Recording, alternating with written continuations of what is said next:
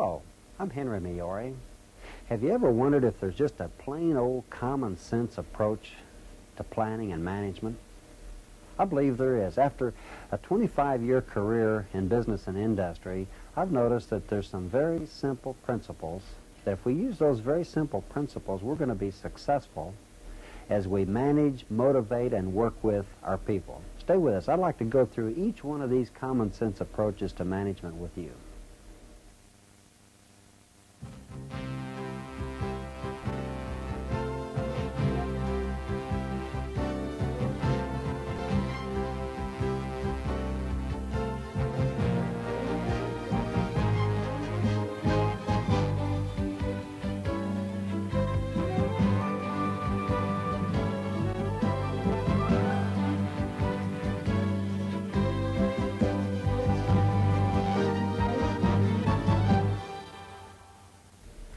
Common sense management. After a career of 25 years in business and industry, after having worked with a consultant in over 60 major organizations, I've found that there's some very key principles. If you keep those things in mind, you're going to have a highly motivated and on-target, well-focused workforce. I'd like to take you through each one of these, just one at a time. They're short to the point, but you're going to get a picture in your mind of how to manage from a common sense approach. The first and one of the most important is what I call care and feeding of the boss.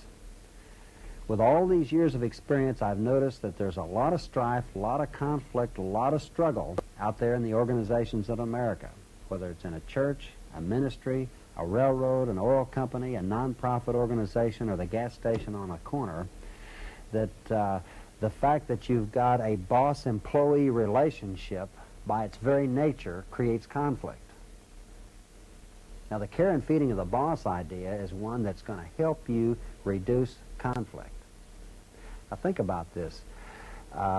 Your boss is a very dominant person in your life. Whether you want to admit it or not, you spend a lot of hours working for, serving, and trying to meet the expectation of this boss. Now, how do you care and feed a boss? Here's a procedure that I've used for years. This has paid off in organization after organization. You say to your boss, develop a list of key specific responsibilities and measurable end results. What do you want me to accomplish this year? While your boss is doing that, you take a few days and write the same thing out on a sheet of paper. Then you have a meeting, whether it's over coffee, breakfast, or a meeting in either one of your offices. You sit down and you compare those lists. What you then do is you actually agree on what's to be accomplished. If you just do this alone, you're going to solve most of your problems. What I see happening out in the workplace is that people just go to work and they don't really have a specific, defined job. They don't know exactly what it is they're supposed to accomplish. People are assuming they know what they're supposed to do and go right ahead in the motion of getting things done. That isn't going to work. You've got to sit down and verbally discuss the measurable, specific things that have to be accomplished and any other kinds of things the boss wants you to do. Then record that. Write it down in specific, measurable terms. Write out specifically what these key responsibility areas are. Care and feeding of the boss. Then you don't bother your boss as long as you're on target. You report back periodically and say, boss, I'm on target. You take that one sheet of paper and say, here's where I stand against each of those measurable objectives. Your boss is covering a lot of ground. He's got a lot of people working for him, and he doesn't have time, he or she doesn't have time to constantly be sitting down and reviewing what you're supposed to be doing. But you owe it to your boss to let them know if you're off target. I've used this care and feeding of the boss concept for years. I make sure that everybody that's working for me, that we go through the process of agreeing. We actually create a performance contract. And then, because I travel so much, I'm called to so many places, I say, now, as long as you're on target, don't worry about asking me about detailed day-to-day kinds of things. But the first time you see that you're a little bit off target or you might not reach an objective, you owe it to me to let me know immediately. Employees, if you do that, that's the best care and feeding you can possibly give your boss. Now, a second concept that I cover in the book, Common Sense Management, is, let's turn that around, care and feeding of the employee. Every boss out there, you owe it to your employee to agree on what's expected.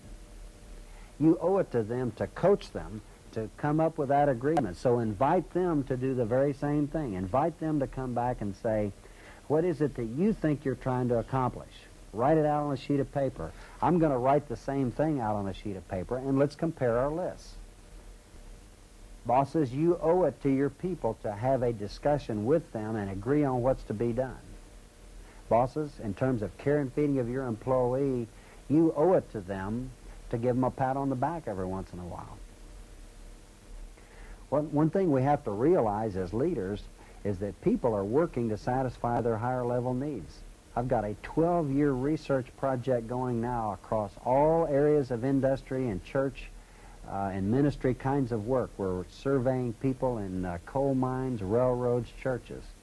And consistently what we're seeing over this 12-year study is that people are working for recognition, self-achievement, self-actualization. They want to be involved in their work. Now, if that's what you're working for, what does it cost you, boss, to give somebody a pat on the back, to write a memo to say, Joe, really good job, in front of your sales force, to pick someone out and recognize them for a particularly job well done? If you do this, what you're going to find is you're going to have less turnover, more commitment, more loyalty, and people are going to feel good about working for you. Another principle that is important is what I call the iceberg theory.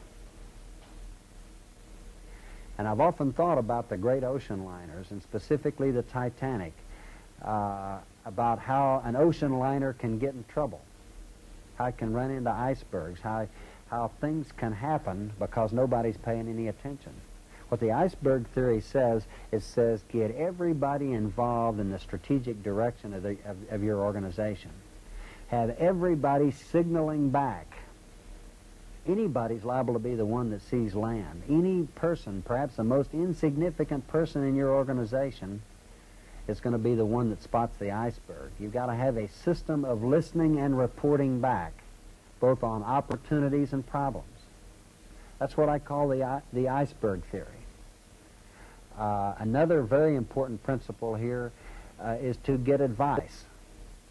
I learned early in my career at Continental Can to get advice from other people. Almost made a mistake that might have cost me my entire job and my entire career because I hadn't listened to a key electrician give me some advice on a major project. But once I stopped and listened, I realized we were on the wrong track. We corrected it and worked out a system that worked perfectly. But it only worked because I finally listened to advice. Now, we can find places in the Bible that it says listen for advice. Proverbs 15:22 says, without counsel, purposes are disappointed. Proverbs 19:20 says, hear counsel and receive instruction. Proverbs 20:18 says, every purpose is established by counsel. I see a major problem across our industrial America with not listening for advice, not answering people when they send in ideas. You've got to have an iceberg theory that says everybody's out on deck watching. Create a listening environment in your organization, and that's what's going to keep you out of trouble. The promotion theory. The first day I worked for Continental Can, I'll never forget a seasoned veteran there in the company, and he said, if you really want to get ahead in this organization, right from the start, you've got to begin to develop your people, and you'll never get promoted if you don't develop someone to take your place.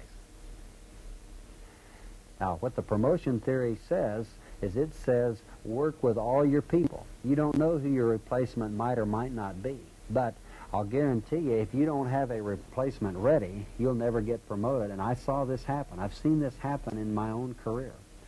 A very well qualified person couldn't move up because in the judgment of senior management, there's really nobody to go in and take the place of that key individual. Now, it's to your advantage to think about the promotion theory, but it's also to the advantage of your people. Once they see that you're interested in their development, they're going to work harder for you and make you more successful. Another common sense theory is you look at managing like parenting. I noticed as my wife Mary and I have been parents and gone through the joy, excitement, frustration, and sometimes despair of raising 3 children, that there's many correlations with the managing process. The encouragement and the key here is to seek training and counsel.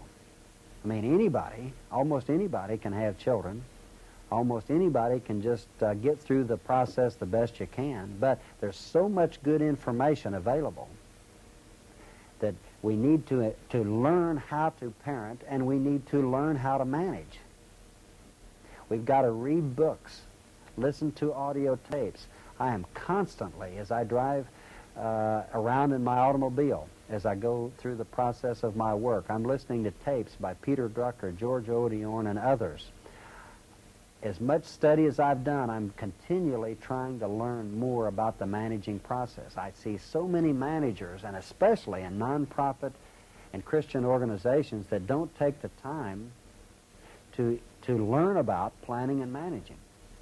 It's almost as if they're just going to go through a whole lifetime of making all kinds of planning and organizational mistakes.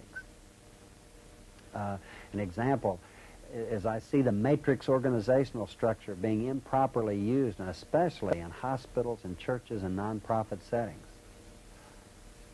If you're going to do something like that, at least read about and find out about all the pitfalls. Managing like parenting. Let's just don't go through the process. Let's learn something about it. The Stinger principle. We're all very naive if you think you can go through a career of managing organizations in our complex environment, working with people, and without realizing that you're going to have to very properly apply the Stinger.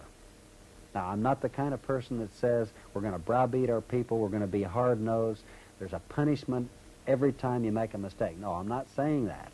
But what I am saying is that if people don't respond to coaching, if you use the principles in care and feeding of the boss, if you've agreed on what has to be done and performance isn't there or the attitude's bad, then it's not going to get any better. I see in many sections of society that we just will not confront poor performance. Now, what happens when you have poor performance? You've got quite a large number of people that are working hard for you. And I saw this in one situation that I was in. If the other people that are working hard see that the slackers are getting by with what they're doing and not working hard, it really hurts their morale. Plus the fact you owe it to the person that's not doing the job to work up to their capability. The Stinger principle says you sit down and you talk about what's to be accomplished. You outline a program of what has to be done to be successful on the job. You take your responsibility as a boss to coach and help that person. But if you just can't get the job done, then you've got to apply the Stinger. You've got to say, here's what has to be done, or you're going to have to find employment somewhere else. So let's get over this notion that people are on lifetime employment contracts, that any kind of performance counts. Let's apply the Stinger when it's needed and when it's appropriate. The cycle theory. The cycle theory, I've noticed over a period of time that things tend to run in cycles. They're measurable. You can see them. It's important that an organization recognize where it is on the product life cycle. You know, how many products do we have? Are they reaching a mature stage? What's the cycle in our business economy? You know, what's happening in the world around us? If you see these cycles, then you're going to be able to do a better job of managing your business. Let's pause for just a brief break, and we'll be right back. Common Sense Management covers 35 principles on how to become a more effective leader and a better manager. It's simple, direct, and easy to learn. The book, Common Sense Management, is going to help you become a better manager and a better leader.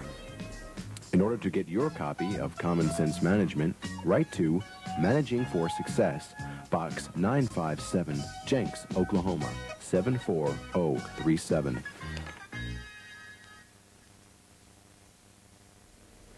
Pay me now or pay me later. That's another common sense approach. What I've noticed is so many times organizations want to forget the planning process, want to forget getting people involved, and especially churches and ministries. They want to go right into action. Let's get the army on the field. Let's go for it. What I've found out is that if you don't take the time to do a good job of planning, go through each step of the planning process, take each of the steps that I've covered in my strategic planning books, that what you're doing is you're rushing out, and all too often you're going to begin to make mistakes. Now, pay me now means take the time to develop the plan right now, because if you don't, later on you're going to have so many mistakes, so many false starts, so much confusion that you're going to spend all your time now trying to get the people behind the plan. You're going to spend your time trying to correct your mistakes. You're going to have to pay later. I encourage you to do a good job of planning first so that you don't have to pay a bigger price later. In the Common Sense Management book, we talk about being afraid to fail. And a good example is any of us could walk a 2x4 plank on the ground. Let's say if somebody gave us a reward for $100. Somebody said, Henry, if you can walk on this 2x4, it's right there on the ground in your backyard. If you can walk from one end to the other, I'll give you $100. Now, if that same plank was 100 feet in the air, not many of us are going to take a chance. I think we've got to recognize that part of succeeding is also failing.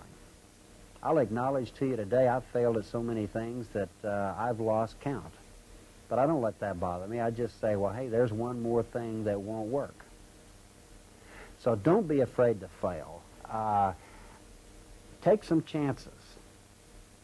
Think through your options. You know, I'm not saying recklessly run across that board. I'm saying think through what you're doing. Liberty Industries in Girard, Ohio, they reached a critical point in their business. And they took a chance on a new packaging division. They were not afraid to fail, and that's one of the most successful divisions of their company today. You've got to take some chances to succeed.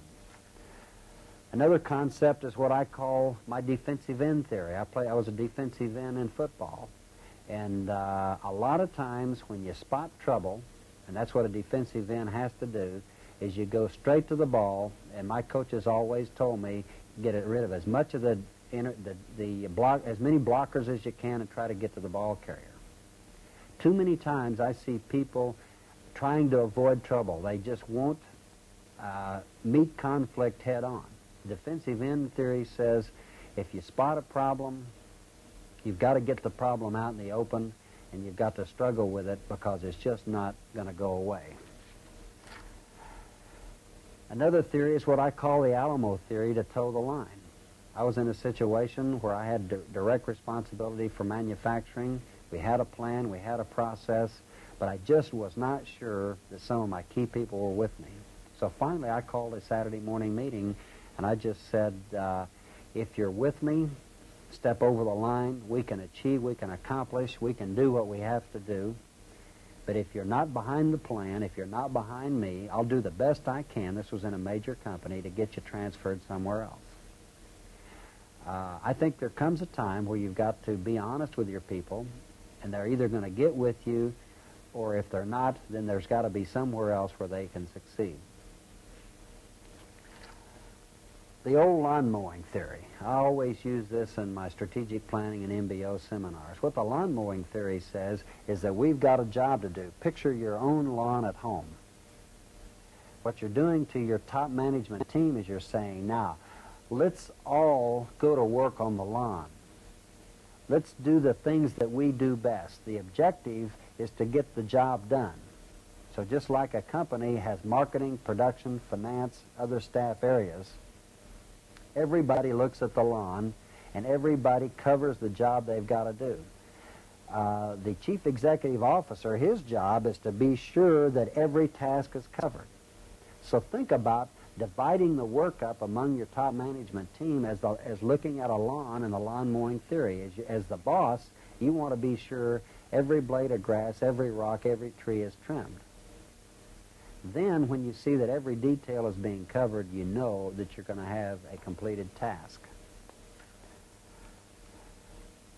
There are a number of other theories in the book, 35 to be exact, where I go through each step of the way and say, here is a common sense approach to solving that problem. Now what you'll notice is that we've graphically given you some pictures. What I hope will happen, especially those of you that have not had management training, that as you go through the theories of are you always right, that the picture that goes with that will come up in front of your mind. The subway theory, that you'll see the picture of a subway. The viewing the world through the colored glasses theory. The stew in your own juice theory. The snowball theory. Each one of these theories has a picture. Get your head above the clouds. Now, what I hope will happen is as you studied the book and studied each of these theories, that as you go about your day-to-day work, as you go about working with your people, that when you run into a situation, that you'll recognize that situation for what it was, and you'll recognize that there's a common sense approach to dealing with that, and that the visualization of the picture and the theory will come back together and help you solve that problem. There is a common sense way of managing, and I think if we'll sit back and just think through how we deal with people, how we deal with situations, we can do so much better. There's no sense in all the anxiety that I see in the workplace. Let's think through these things, and I'll be right back for a powerful conclusion. Common Sense Management covers 35 principles on how to become a more effective leader and a better manager. It's simple, direct, and easy to learn. The book, Common Sense Management, is going to help you become a better manager and a better leader. In order to get your copy of Common Sense Management, write to Managing for Success, Box 957, Jenks, Oklahoma, 74037.